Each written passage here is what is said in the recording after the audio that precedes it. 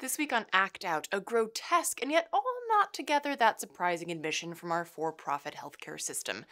Then, after hundreds of years of colonization, the Trump administration has a new idea on how to further oppress and torture indigenous peoples. Next, ALEC had their annual meeting last week. Here's a look at the human rights that they want to slash this time. And finally, Roth from Barcelona and Comu joins us to talk municipalism, the feminization of politics, and a global network of local direct democracies. From tweets to marching in the streets, this is Act Out. Rockets! Blockade! Bulldozers swarm outside the checkpoint gate. An orange flash broke the hush and blew me into the street. I awoke next to the body of my baby. No! Welcome to Act Out. I'm Eleanor Goldfield, and this is your tipping point. So, last week was quite the week for healthcare news. Well, no, not healthcare per se, sick care. Corporate care, shut the fuck up and die slowly and expensively care. We're gonna workshop that name, but I think you get the point. First of all, a recent Goldman Sachs report openly admits that curing diseases is bad for business. Released earlier this month, the report says that while the proposition of quickly curing illness carries tremendous value for patients and society, it could represent a challenge for genome medicine developers looking for a sustained cash flow. As Lee Camp notes in the article, Goldman Sachs is in a financial partnership with fucking infectious diseases. Now, should this come as a surprise from a company that catalyzed and made bank off of a global financial crisis? Not really, no.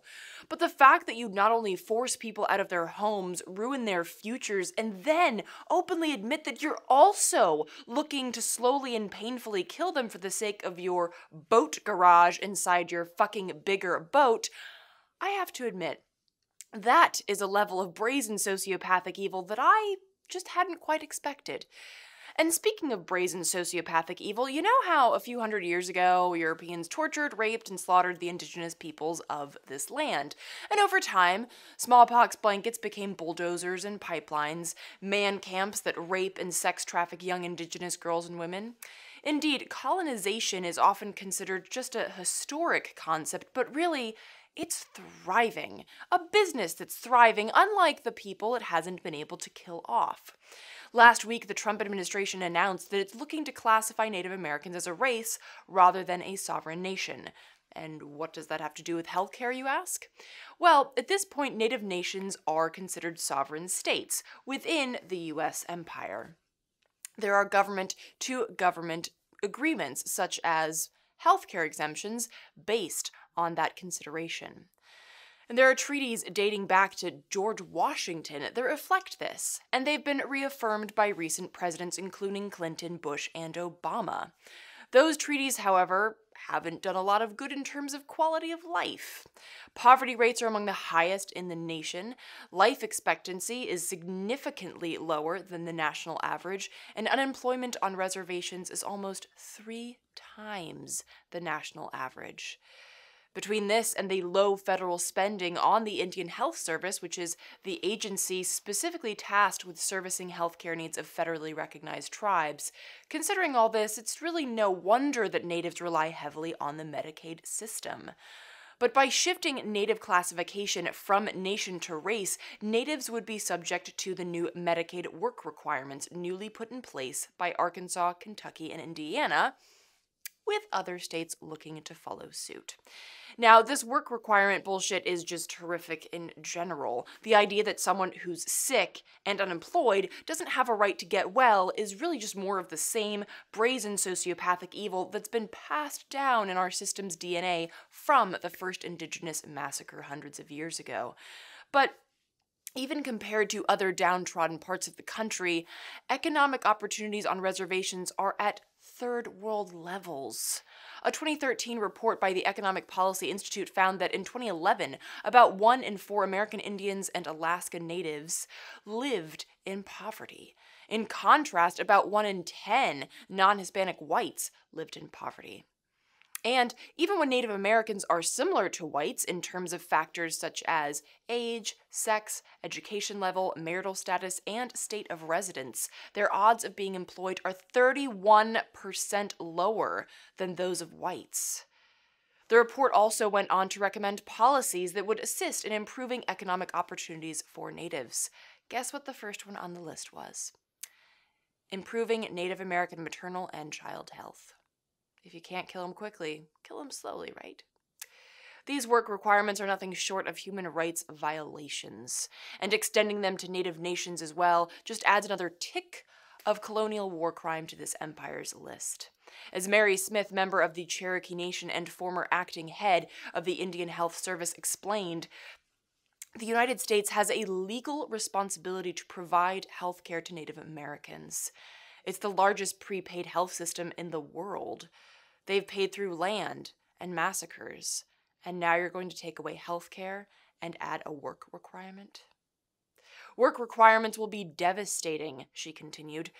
I don't know how you would implement them. There are no jobs to be had on the reservation.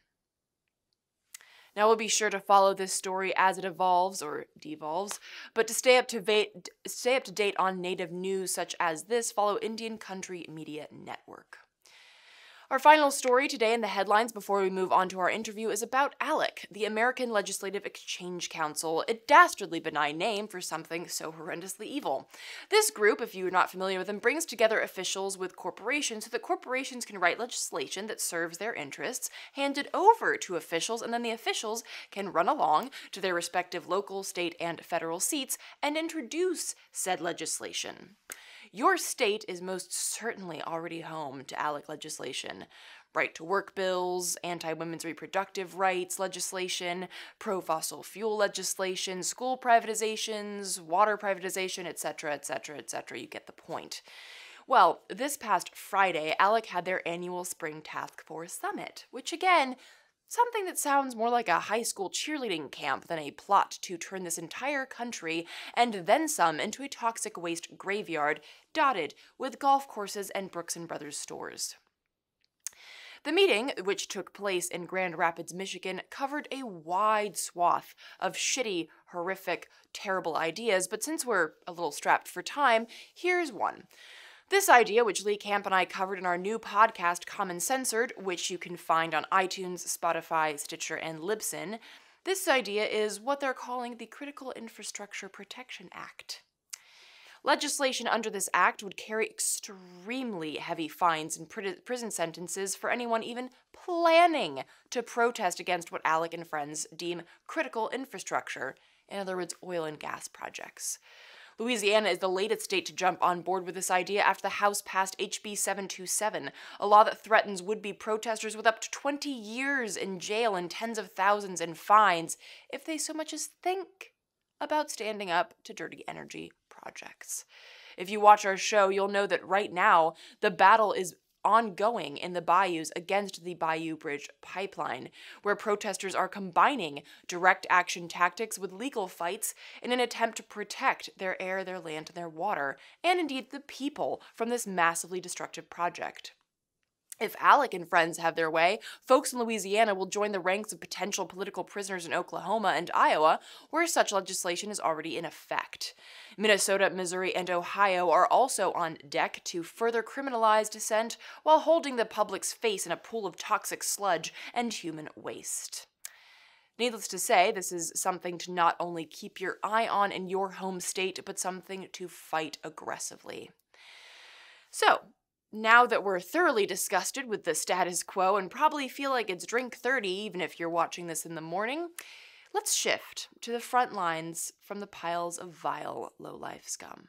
You low-life scum. So just before we dive into some uplifting front lines, let me extend a huge thank you to all of you who have donated in our recent push to keep acting out.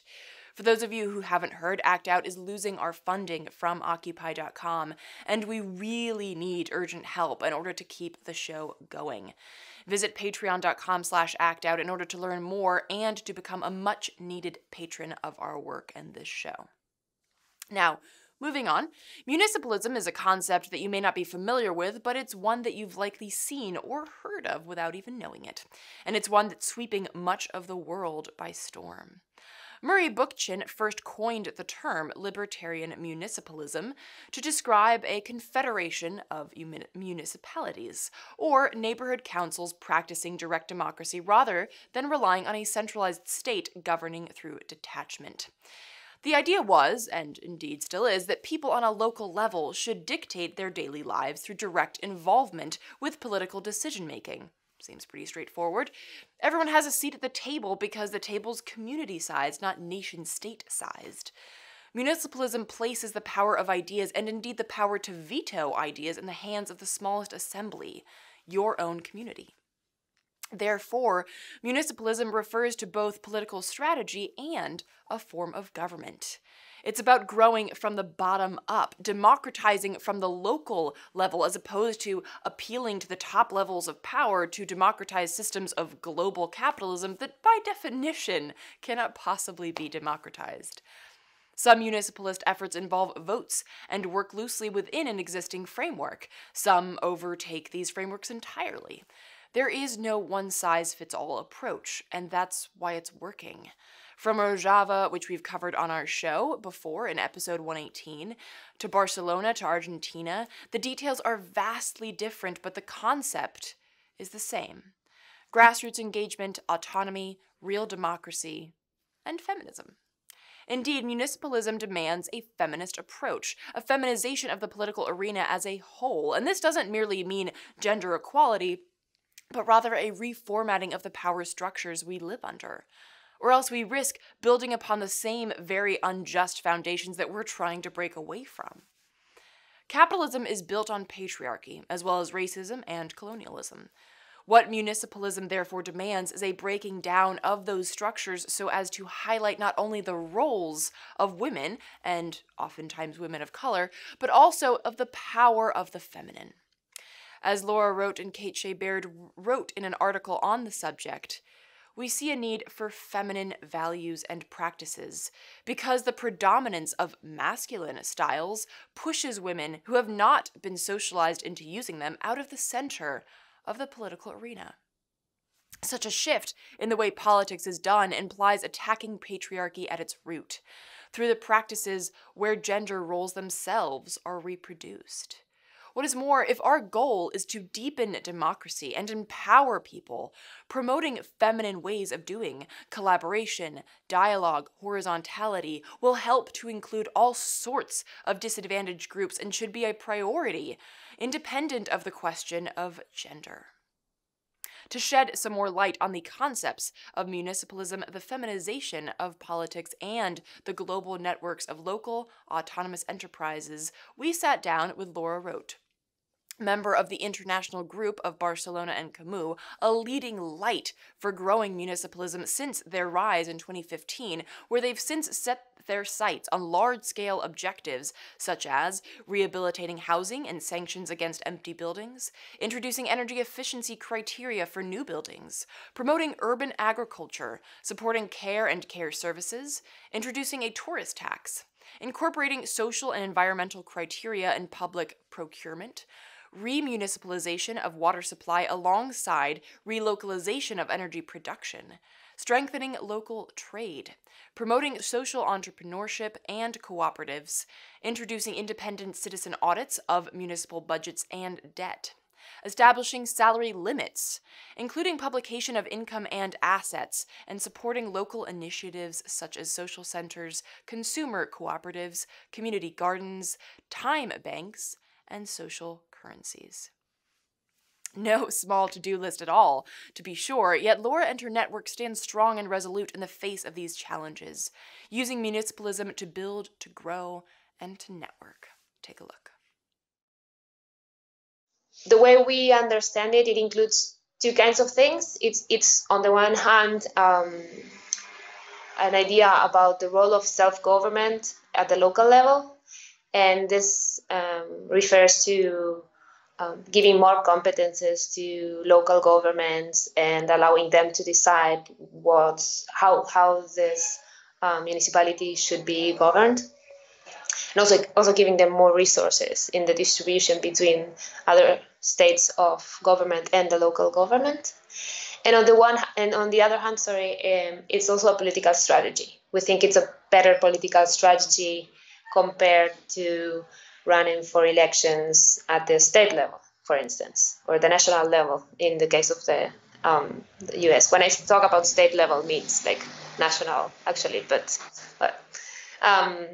so as a political strategy, we think it's important. So we think it's a good strategy because it allows us to do certain things that other kinds of strategies do not. Like, for instance, actually doing something that that can be successful. It's much easier to win at the local level than compared to other levels of government. So it's a way of saying, okay, these small victories can show that change is possible, and this is a way of changing breaking the cycle of pessimism around the possibility of change in politics. And what it actually is, this new municipalism, of course, it includes working at the local level, but also taking into account the local context. So it doesn't mean, like, for instance, building simply a local branch of a national party or something like that. It means organizing in your own city or town and building your political platform and starting building up from there. So you can scale up, but it means starting from where people actually live.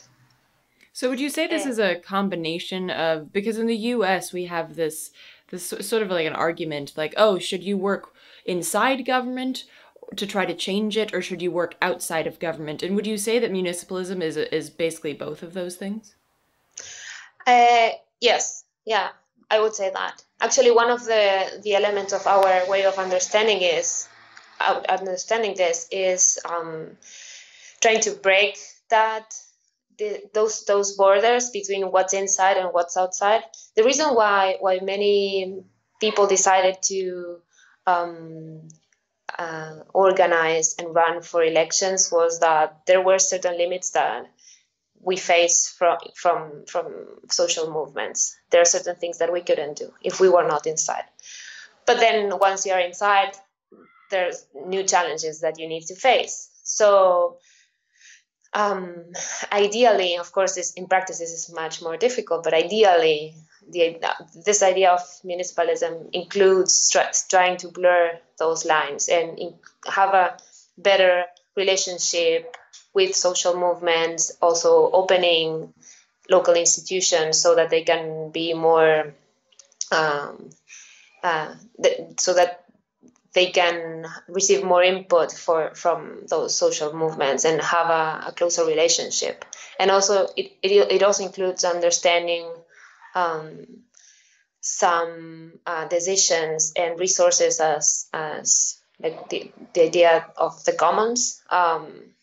So it means that it's not public or private, or this is the role of the state and this is the role of the civil society, but actually this is something that belongs to everyone and we need to deal with it together, both in producing policy and in implementing policy.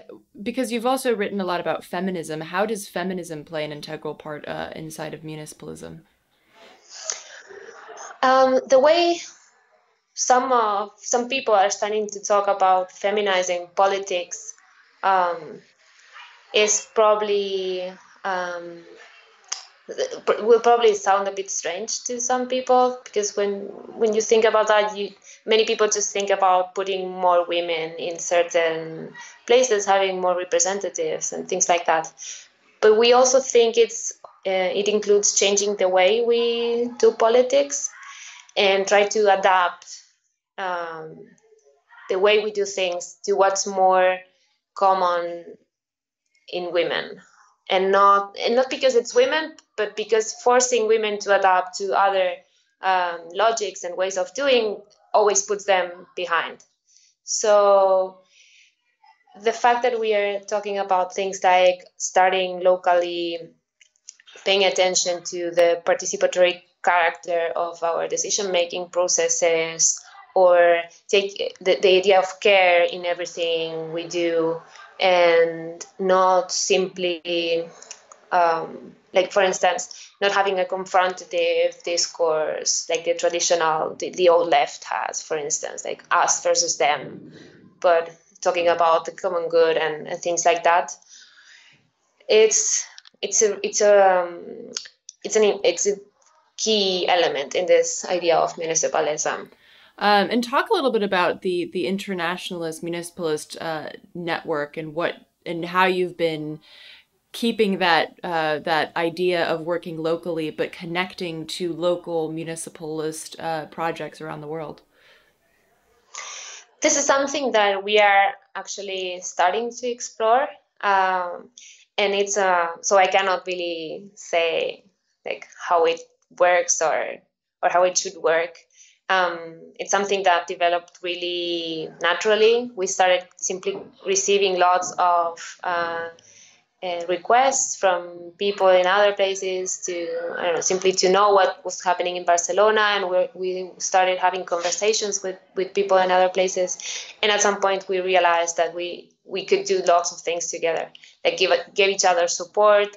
For the time being, we are meeting with people, giving each other support in times of need, and also especially sharing knowledge between different political platforms and institutions, and both about how to organize citizens platforms and also about like local policies and experiments that have been done in different places with new kinds of policies and things like this. So this is how it looks nowadays. So would you say then that it might be possible to create sort of a blueprint or like a guideline through this international network so that people in various cities across or towns across the world could look at this and say, okay, this is how I start to build a municipalist system here? Actually, the first guide that we actually started doing this. The first guide that we produced is very simple, and we have it online at our webpage from Barcelona in Comu, and it's also in English, so anyone can access that guide. And I know that some people in the US also developed a guide about how to build a municipalist platform, more adapted to the US context. It's possible to find this online as well.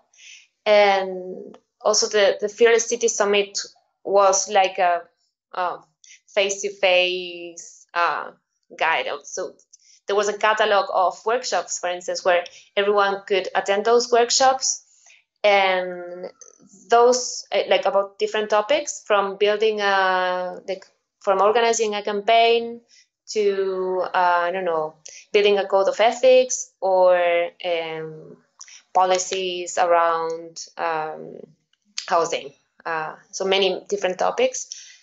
Those workshops were recorded and they are available online. So in particular, I'd like to ask you about your experiences in Barcelona, because something that we struggle here in the U.S. with a lot is infighting on the left, like just attacking each other as opposed to focusing on the issues and problems that are the system that we're trying to build alternatives to.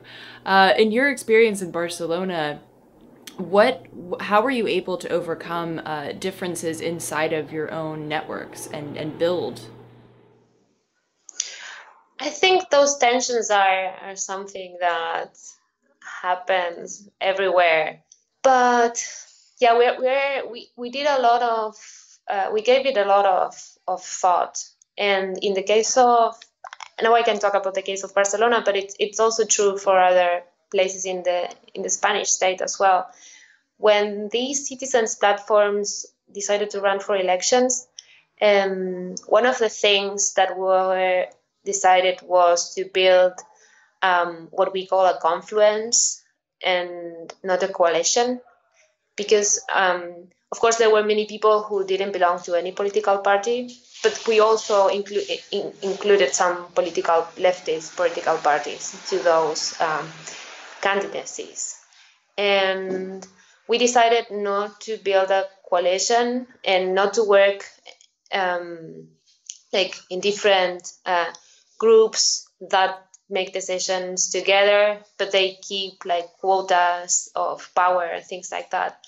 The way we organize this is we built a new organization where everyone participates as an individual and not as a representative of another organization or group. Even people from social movements didn't do that.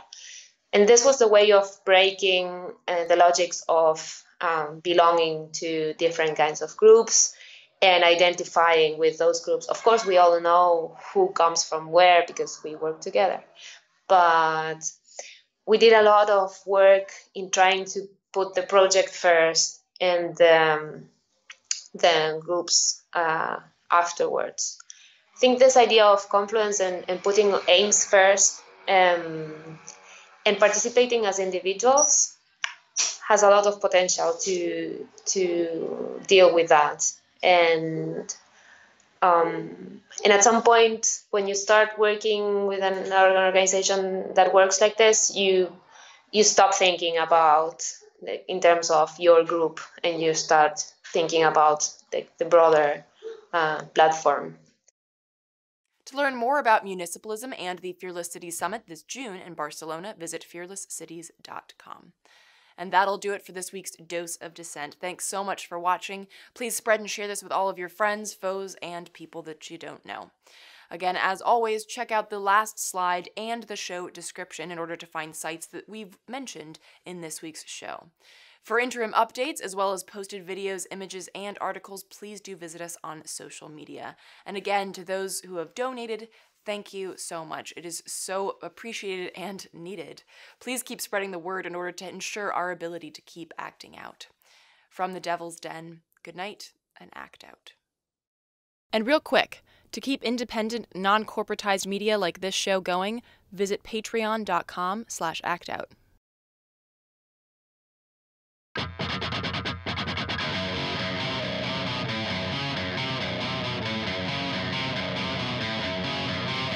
can hear the boots are stomping. Come on, boys, let's get some rocks to throw. I can't stand to hear my father cry anymore. Time we left one of you motherfuckers dead in the road. We've been backing up inch by inch. We got nowhere else to go. It's been too many years since you pushed and set my shove. I'm not a violent man, but I